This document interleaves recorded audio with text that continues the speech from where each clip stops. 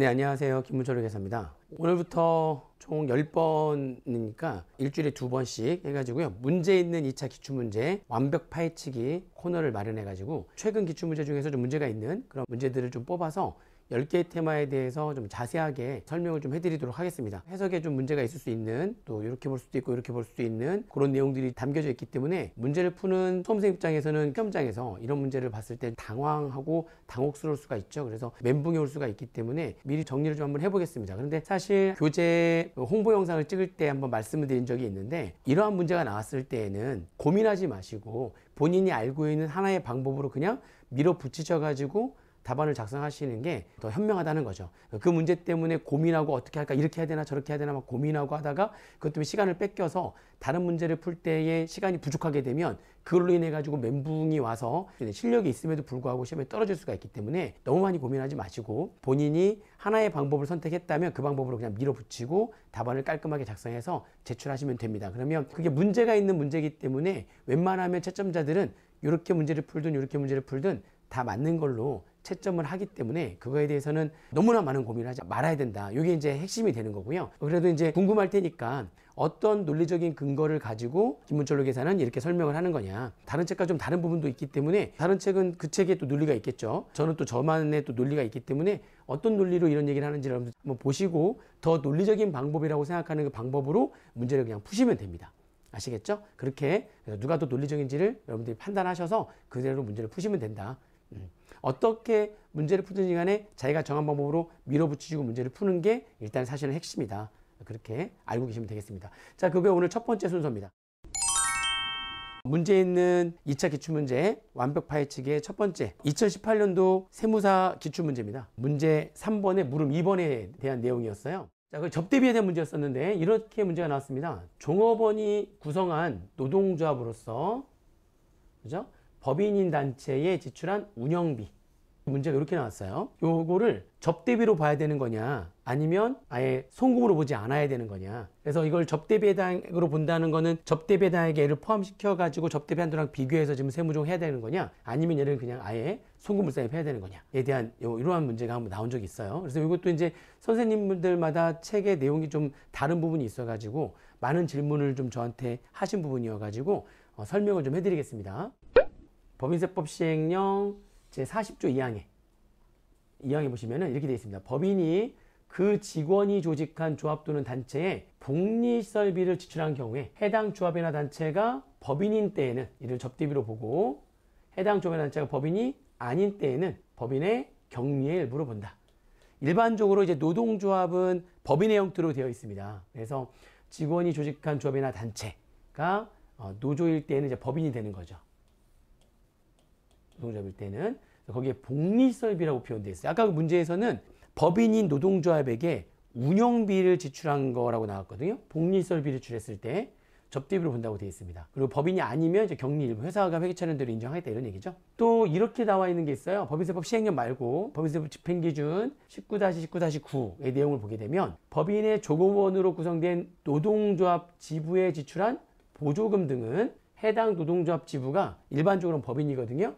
법인인 때에는 접대비로 보고 법인이 아닌 때에는 그 법인의 격리의 일부로 본다. 이렇게 되어 있네요.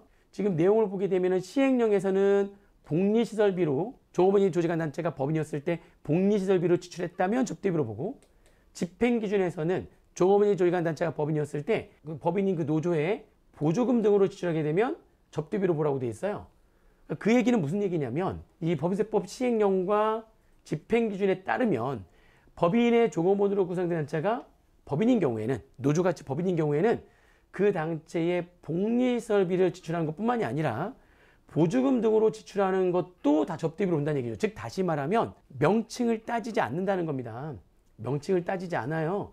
그 조합원이 구성한 노동조합으로서 법인인 단체에 운영비를 지출했다면 그 운영비가 보조금일 수도 있고 복리시설비일 수도 있고 그것도 다 운영비가 되는 건데, 그래서 그 단체에 지출한 운영비라면 명칭을 따지지 않는다는 겁니다. 명칭을 따지지 않고 접대배당에게 포함하는 것이 타당합니다. 그래서 이제 우리 그 교재의 문제는 이 문제를 접대비에 포함시켜가지고 문제를 풀었어요. 근데 이제 다른 책에는 그거를 어떻게 또 해석을 했느냐. 지금 이게 법인세법 시행령과 집행기준이 아니라 질의회신의 내용에 이런 내용이 하나 있습니다. 그렇죠? 2003년도 3월 14일자의 법인세와 관련된 질의회신인데요. 법인이 당해 법인과의 근로고용계약에 의하지 아니하고, 그러니까 법인하고 고용계약을 맺지 아니하고 노동조합에 전속 고용된 사무보조원의 인건비를, 핵심은 이거예요. 노동조합에 전속 고용된 사무보조원의 인건비를 당해 법인의 업무와 직접 관계없이 노동조합의 운영비 명목으로 지급하면 걔는 송금불산이 반다, 이런 얘기죠. 송금불산이 반다. 그러니까 이게 명칭이 중요하지 않아요. 지금 운영비 명목이라고 되어 있잖아요. 이것도 마찬가지예요. 운영비 명목이니까 운영비 이름이 중요하지 않습니다. 실질 내용이 중요한 거예요. 실질 내용은 법인이 노조한테 뭘로 준 거냐면 노동조합에 전속 고용된 사무보조원의 인건비를 준 겁니다. 법인과 고용계약을 맺고 있지 않은 노동조합에만 전속되어 있는 사무보조원의 인건비를 법인이 지급한 걸, 법인이. 걔네들은 송금으로 인정하지 않겠다는 내용이에요. 이게 운영비 명목으로 돼 있다는 거지 꼭 그게 운영비다 아니, 이게 명칭이 중요하지 않은 거예요. 내용이 중요한 겁니다. 그런데 지금 어떤 책에서는 요 내용을 여기 운영비라고 돼 있지 않느냐, 그렇죠? 그러니까 노동조합의 운영비에 지급하는 금액은 송금불산입니다. 즉 접대비가 아니다. 아예 송금으로 인정하지 않는 거니까 접대비가 아니다. 그냥 무조건 사비유출, 송금을 인정하지 않아야 된다라고 해서 문제를 푼 그런 교재가 있더라고요. 그건 약간 오버한 겁니다. 그거는 분명히 잘못된 거예요.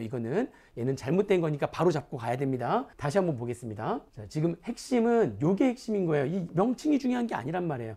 노동조합에 전속 고용된 사무보조원의 인건비를 법인이 지급하면 그 명칭을 운영비로 주든 뭘로 주든 법인이 지급하면 얘는 송금으로 인정하지 않겠다는 겁니다. 그리고 여기 노동조합은 여기 표현되어 있잖아요. 여기 노동조합은 이게 법인이네 아니네 그런 말이 없잖아요.